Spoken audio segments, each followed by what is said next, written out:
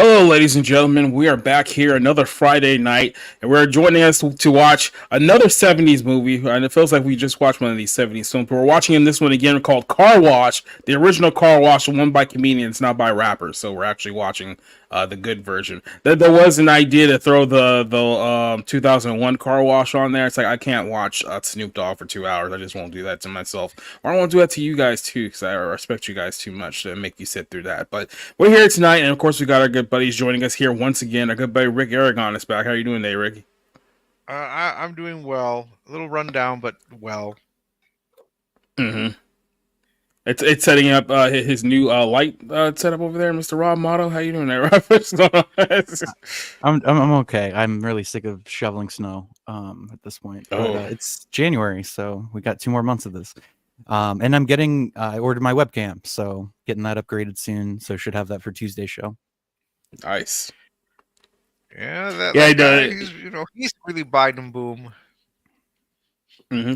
Hey, get it now while you can. That's all I have to say. It's funny to me that this week, obviously there's been a cold snap in a lot of places in the country right now. I know, like here in Georgia, basically what happened was that I believe Wednesday we had a really super cold day, and then like Thursday it went down to about 16. So we had 16 and 16 the last couple of nights. Then it went back up to 40. And then today, like, it went up to, about 50, and then it's supposed to go down to about 16. They're supposed to get back up to 50 again in the same day. So it's like, it's very hard to, try to organize your clothing for the remainder of the day. Because it's like, if you go out too early, it's going to be, 16 degrees. So then, mid-afternoon, it's going to be, 50. But if you're going to be out, literally all day, you're not getting actually out till 8, it'll probably be about 35 again by the time you get home. So, yeah, it makes it very, very much of a headache to try to gather, I guess, Georgia weather here. I guess the only thing I've heard worse is probably New England. So it's the climate change, people. It's the climate change. Be believers. Yes, and that's why we have to wipe out the majority of the population, because climate change. And that's what we've been told throughout the media. Obviously, we're here tonight to do a movie night, and I'm probably going to be doing a movie night next week too, because I looked ahead at the schedule. There's really not a whole lot to go off of here. We're kind of in a down period in Hollywood, where this week the only film that came out was a film called ISS, which is some weird low budget Bleecker Street movie, which I'm not sure if it's playing wide or not. Just not really that interesting, that engaging of a film. And then next week we have Miller's Girl, which is the movie with Jenna Ortega, which is another film that's just kind of if you didn't know that was on the schedule, then we probably have no desire to see it whatsoever. So last week when we did Mean Girls, Book of Clarence and Beekeeper, that's pretty much as good as it's going to get for the entire month of January. So even though Hollywood had pushed back so many films in 2024 because of the writer strikes last year, we're not off to a great start with actual movies being released in theaters here. So I did want to shoot this one over to you guys, because I just want to get a quick little update on our box office here, because there's a couple of interesting notes based on the movies that we talked about here last night I want to discuss with you guys, because the three movies that we should be highlighting here, one here is obviously the musical remake of Mean Girls. Now look, Rick, let me ask you, after the week that has passed, have you ever got a chance to go back and watch that 2004 original yet, or you still haven't seen it? No, I still haven't seen it. Ah, shame. Anyway, Wait, is that is that like on Netflix? Is it streaming anywhere? I honestly have no idea. I'll have to check my Amazon thing what streaming service is on currently. It could be on a number of them, but we'll figure it out here in a second. I could get a DVD of it from the library. Or you could steal it. I mean, whatever works for you. So, but here you have a film that's been out for about a week now. It's made $43 million. I think it's officially rounded up to about 45 right now with tonight's box office. So this is a film that had an original budget of $36 million. They were actually expecting somewhat of a following for this movie, maybe off the heels of Barbie. They thought that people would be gravitating towards this film, but it hasn't exactly worked out here. And then another thing that I've heard pretty much universally with a lot of people is that even half the people who did see this movie said they would not have seen this movie had they had known it was a musical to the first place. So a lot of people really just don't like musicals to begin with, and I don't think there's that much nostalgia for 2024 Mean Girls here. Well, Rob, let's start off with this film here, and then talk about a couple of the other ones. What's your thoughts on kind of the whole take on Mean Girls? Did you get a chance to catch up on it yet, or what's your general take on your Mean Girls musical reboot here? Yeah, I mean, I have no interest in seeing it. So unless, someone was paying me to see it, I'm probably not gonna. But I mean, if it's towards the end of 2024 and I haven't watched it, maybe I'll throw it on. You know what I mean? But I don't like musicals, number one. Number two, what new ground are we covering? You know what I mean? Like Mean Girls, the original thing was, again, it's fine, it's passable, it's serviceable, but it didn't need to be remade or reimagined as a musical. So it's not surprising to me that I mean, look, there's not much to watch right now. Most of what's in theaters is, I think, still left over from 2023.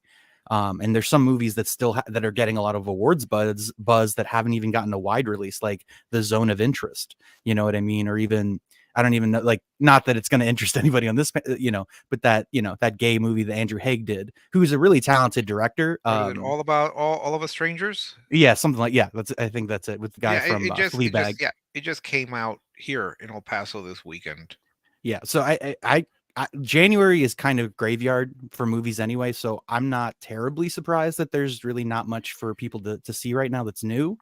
I mean, I think they've done an okay job of releasing like the 35th anniversary of whatever, you know what I mean? Like the little Fathom events that they have at Regal. I like that stuff. I wish they would do more of it. I mean, they saw a huge, remember when we all went to see Jaws? They Jaws saw 3D, a huge, but they saw a huge uptick in tickets. That was during the summer. It was during August.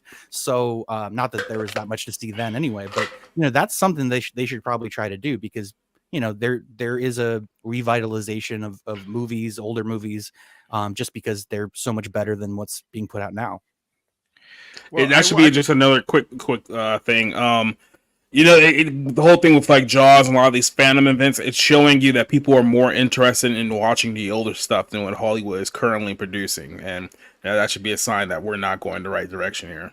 Well, I just want to clear up something that maybe Rob is not sure of, or maybe he knows. This Mean Girls musical is not original. It's based on the Broadway show, which they adapted from the movie into a musical. So they're basically making a film of the musical adaptation from the Broadway production from the original 2004 film. So it's not like anything that they created specifically for film. And again, not having seen the original, I think this is pretty much the same. There's actually nothing original in this, because even I that have not seen it know bits and pieces of it, and it's like, Oh, they're basically doing the same thing. And this is a trend that we talked about earlier, where there's a Legally Blonde musical, Beetlejuice musical, Rocky musical. It's like they're not coming up with anything original. They're just adapting movies and then turning them into Broadway musicals when they don't need to be. It's weird because I mean, it's weird because, like I said, it is based on the Broadway musical, but at the same time, the musical, I guess, is basically like shot for shot based on the movie. So it's literally a musical based on the movie from 20 years ago. So they try to throw in like a little bit of both. It's like, oh, it's an interesting new twist because it's like at the same time, it's like, why would you do? Why would you even remake this film in the first place? It doesn't make any logical sense. And I guess because so much time has passed, there's no real angle here for them to do a sequel to Mean Girls, because I'm pretty sure all the girls are like in their mid 40s now at this point, so it's not even any point of doing it from that perspective either. So the whole marketing of this film just didn't make any sense, and clearly there was something missing here between what Tina Fey and her team were trying to do and the actual audience itself. Yeah. And just adding real quick, every single girl here is a mean girl, even the ones that we're supposed to care about. First one was Janice. Now I'm taking it you guys know the story. Janice in this movie, I actually wrote bitch on it because she was just such a nasty individual. Like she was the worst of them, and she's supposed to be like the good person. And when you have no one that you care about in a movie, you're not going to have a good movie. You need to have someone that you care about. Yep. It is what it is, but this is one movie that fell down here. The other one, I guess we can jump over here, was the Jason Statham movie that we talked about last week. One that we actually gave generally positive reviews to. This one's doing about the same as Mean Girls, about $45 million right now at the box office. But same thing as Mean Girls, it has roughly the same budget. This one only a couple million short, $34 million at the box office. So it feels like a lot of these January movies they thought were going to be a much bigger hit than they actually were. And as a result of that, it's a moderate success, but given your budget, you're still going to be well short of making a profit. And this is kind of the same thing that we're seeing here. And in all honesty, if you look at everything that's out there right now, because it's really just a bunch of Oscar bait and leftovers from last year, this probably is the best movie you can watch in movie theaters right now. But I don't think too many people know about it. And if they put any more in marketing, they're definitely not going to turn a profit. But what did you kind of think of I guess the reaction or audience reaction to The Beekeeper here, Rob? Well, I actually mentioned this during the review, but Miramax released this. I didn't realize this, but Miramax also released The Holdovers, and so I mean that guy who got fired as CEO, Bill Block, who produced the Holdovers as well as The Beekeeper, really had a good final, like 2 for 2. But yeah, I think this is going to generate it had less money into it than a kind of John Wick type production. I don't know what the budget was, but if I had to guess, I'd say it's less than 20 million. So, this is probably as good as they were expecting it to do. Now, I mean, maybe as a film executive, you wanted to do 80 million, even on a $20 million budget, $17 million budget, whatever it might be. But look, I think that, this movie will kind of play itself out. It might make 65 million at the end of it, but I think it's still going to be seen as a success because it was still a moderately, I don't know, I don't want to call it a small release, it was a wide release, but it just felt like, audiences liked it, they bought it, but things like this don't necessarily have 6, 7, 8 week legs anymore, so even and it's sad because really you think how the movie industry used to be. Movies played for years. People, Yeah. People saw Gone with the Wind. Gone with the Wind. It's like, and I know I'm talking 1939, but it's, in the 70s, Jaws, Star Wars, all, these movies ran for years in theaters. Godfather. So it's kind of sad that something like The Beekeeper can't run for 8 to 10 weeks, just being this kind of simple, enjoyable popcorn flick, that doesn't preach at you. Yeah, and actually, I want to save this point for our next movie here. But Rick, what did you think about The Beekeeper? Have you got a chance to catch this one yet? Yeah, I saw it the same week Rob saw it. I mean, I actually saw it like a few hours before we did the podcast. I actually enjoyed it, and I gave it a very positive review because, like I said, it knows what it is. It doesn't pretend to be anything other than just a good action revenge film where, again, you don't, I don't say you relate to the guy, but you understand that he's just taking vengeance against people who have victimized um, good people. And I think either people know or have been victims of this kind of phishing scam. So there's a weird release of pent up rage to see these people get destroyed and tossed off bridges and all that good stuff. And Yeah. a little jab at the not Hunter Biden type individual in this movie. But it knows what it is. It doesn't pretend to be anything else. I actually liked it, and I preferred it over Mean Girls. Certainly, much more than the Book of Clarence, which was, yeah, even worse than Mean Girls. And Mean Girls was like a movie I wanted to walk out of, but I held myself because I actually reviewed the entire thing. I would have walked out by the Halloween party, and I even wrote my Mm-hmm. notes. I would walk out now, but I stuck to it. I'm Well, no quitter. well, you did better than I did. I think I made it through what Joyride about like 40 minutes in. I'm not sure how long you guys did, but I can only do about 40 minutes before I tapped out of that film. No, I So stayed through the whole thing. yeah, that was not for me. But yeah, you did join us for a movie that we reviewed on a Monday night, not on the Friday night show, but we did this one on the Monday night show because I wanted to dive into the biblical aspects of this story here. And here you have the Book of Clarence, which is the third movie we talked about this week. Now, notice here that this film's been out for a week and it has done far less than the other two movies. This one's only done $3.5 million worldwide in 1 week. Now, keep in mind, this film had a bigger budget than both of the other two films. This one had a budget of $40 million. So apparently they really thought this one was going to take off, especially with the black audience, and they had the exact opposite reaction here. I did a video earlier, I think it was about yesterday. I posted a video literally entitled "Why the Book of Clarence Deserves to Fail," and I'm already getting a lot of kickback from that one from the 5% cult who don't want to acknowledge that their whole subsect is a cult and not a true religion to begin with here. So having some fun stirring those people up. But yeah, this is just an absolute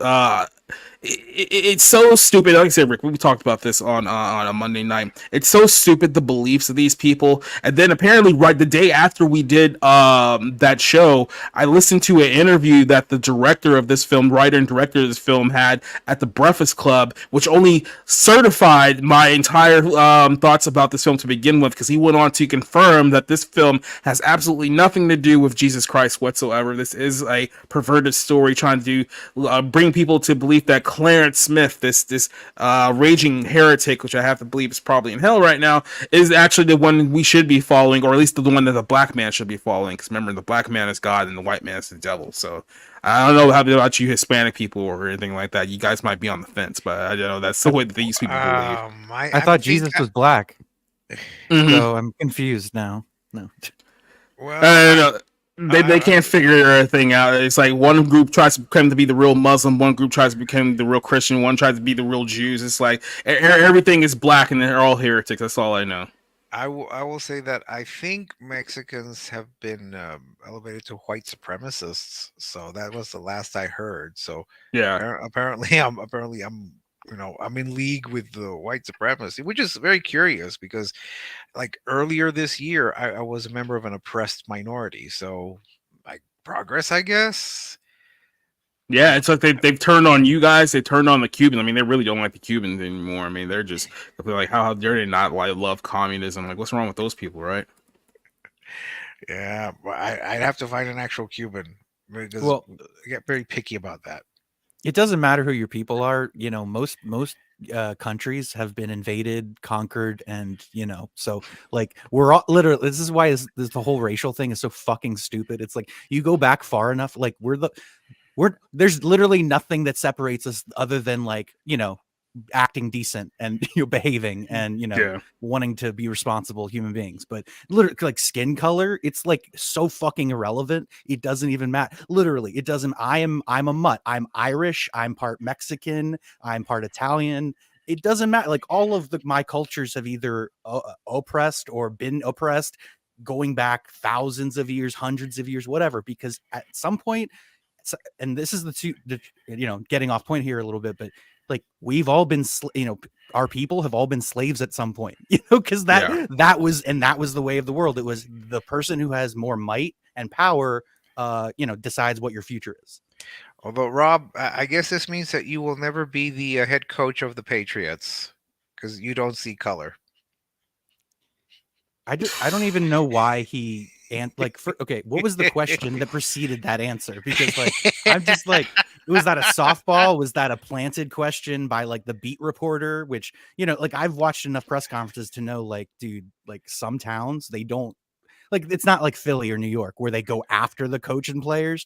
They just give them softball questions and like, don't ever challenge them. So, I don't know if New England's like that. I think it had to. I'm not sure, but I think it related to the idea that he's the first black head coach for the Patriots, and do you see color? And the way I understand it, was it Robert Kraft said that no, we hired the best guy, and then. Coach, I'm sorry, Gerard. I don't know his full name. Gerard Mayonnaise. Zach Mayo. Yes. Zach Mayo. Literally mayonnaise. Yeah. He said, "No, I do see color." Oh, okay. So it's like, yeah. If I guess if they need a big play, he's not going to get.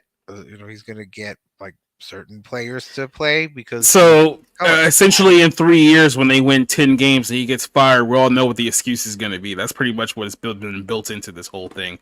To begin with, so yeah, I mean, like I said, I'm dealing with some of these morons in the comments right now. It's just hilarious to see so many fallen people just full of such a stupid ideology, but yet here we are, and that's kind of where we're at as far as that goes here. So I do want to give people an update here because I'm looking ahead at kind of the schedule here for a lot of these films that we're supposed to be watching for the next several weeks, and like I said, it's kind of slim pickings. There's a few films ahead here, so I just wanted to pop this up. If I see if I can actually pop this up real quick.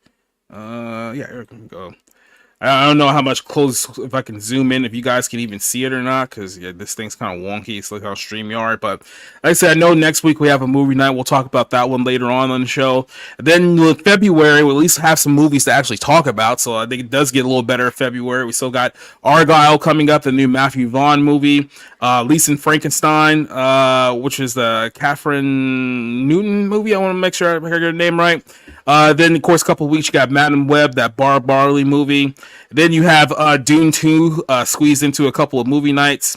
You have Arthur the King, which is the Mark Wahlberg puppy movie, as I would call it, even though it's a dog. And then, of course, we have on the 22nd Ghostbusters Frozen Empire, and that'll essentially be our last Friday night movie club for a little bit, because I'm going to be splitting up to a sports show, especially since baseball season's coming around its corner. But like I said, I'll give you guys more details about that later on. But just kind of looking at this list here, at least for the first quarter of 2024, is there any movies out there that really has you excited, or at least maybe I want to see this movie or not? I know I did mention to this with you, Rob, there was a movie with Kirsten Stewart and the big lesbian chick who was in Ant-Man 3.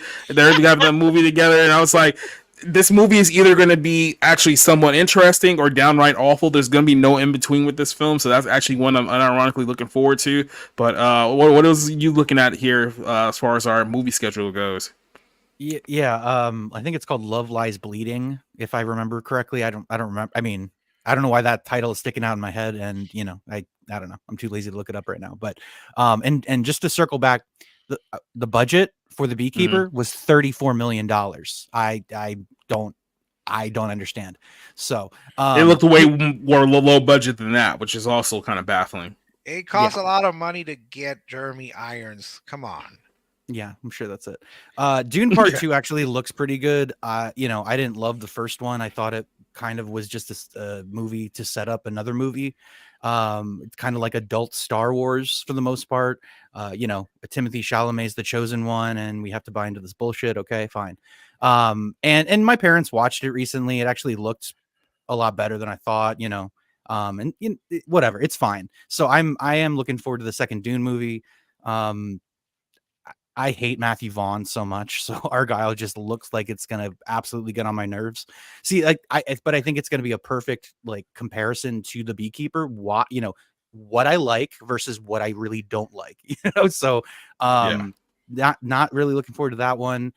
I am trepidatiously optimistic about Madam Web. I cannot tell you why, other than I like Dakota Johnson and what's her name, Sweeney. Sydney Sweeney. So Yeah. Sydney Sweeney. So we'll see. I'm sure it's a piece of crap. It's Marvel. It's going to be a piece of crap. Hey, Adam Scott's in it too, who I like. So we'll see. But I'm just like cautiously optimistic about that one, and not much else. I haven't seen the last Ghostbusters movie that Jason Reitman did. I was happy for him to get it, but I heard it was kind of a kind of like a kids movie. So, we'll see. Hopefully things get better after that. Yeah, it was a bit disappointing. I mean, it wasn't a bad movie, but they definitely went for kind of the nostalgia kick towards the end, which is it only plays into people if you like really, really care about Ghostbusters that much. But they had a lot to make up for with the 2016 ones. I didn't really knock it too much, so we'll see what they do with this new one. Rick, anything you looking forward to? Well, I absolutely love the first Dune, so I have been counting the hours until Dune Part 2. In fact, I'm disappointed that I can't find any theater near me that is going to have a one-night re-release of Dune Part 1, and I really would want to go see that. I still dream that they'll show Part 1 and then Part 2 right afterwards. That's how much I loved it. It's the only movie I saw 3 times in the theater. I have no desire to see Argyle because I don't think Henry Cavill can act. Lisa Frankenstein, isn't that the one that was written by Diablo Cody? Yep. Yes. Oh, so that should be interesting. Bob Marley, I would watch maybe just to. I will watch with my eyes closed and listen to the music because every actor who tries to do that Jamaican accent always sounds a little off unless he actually is Jamaican. And I have no interest in seeing the puppy one or the Ghostbusters. I'll be blunt. I mean, I like the first Ghostbusters. It was one of the movies that I saw when the theaters reopened, and again, I had a similar reaction like to the Karate Kid when they released that. It's like I did not realize how long it was. It felt like a very long movie. The first Ghostbusters. I don't remember watching the second one, and I was never big into it. I never thought, oh, this is like a great. I get very nostalgic about it. It was fine. I mean, it was enjoyable, but I'm not a fan of it. The Afterlife, the one that was the sequel or the continuation, the ending creeped me out. The ending just flat out creeped me out because it's like we're seeing a literal dead person here. Like the Harold Ramis thing. Yes, that was just really frightening. But it was less frightening. It's also kind of disingenuous just in this instance too. It's like you guys had so many opportunities to do another Ghostbuster movie when he was still alive, and then it's like you waited so long that he died, and all of a sudden it's like, oh, what are we gonna do now? We have to honor him in some way. It's like we could have just did the movie when he was still breathing. That would have helped, especially since you had ample opportunity over the last 25, 30 years to do so. But I will say that seeing Harold Ramis there was less creepy than Chris Hemsworth's dance in Ghostbusters, the female. That was creepier. That was scarier and stupid. And I love the fact how people actually got legitimately upset that they're trying to pretend like this film didn't exist. It's like, yeah, that's actually a good thing because everyone thought it sucked. So yeah, and I saw it with my friend, and we both said it wouldn't have been funny with men. It would not have been funny with men. It's irrelevant that they were women. It would not have been funny with men because the script was not there. Yeah, it was all garbage all around the board. So it is what it is. Like I said, hopefully we just get some good movies out there because there's pretty slim pickings here for the most part. So, like I said, hopefully some of these films surprise us. If not, we're going to be in for a very, very long year because you used to get to a point where it was like, hey, the summer's coming up. That's when the big movies drop, and now we're looking at the big movies, and it's like, oh, okay, so I'm supposed to be excited about the female Mad Max movie. That's what's supposed to tickle my fancy. It's like, yeah, I don't think so. And so we're in a rough go. We're at to go find some diamonds in the rough if we're going to want to enjoy this year here. So it is what it is. Go ahead and let you guys know now that we're gonna hop over to our Twitter and our Rumble stream. So if you guys want to watch the movie, go jump over there. We're gonna sign off over here on YouTube. So let's go ahead and take the time and exit that one.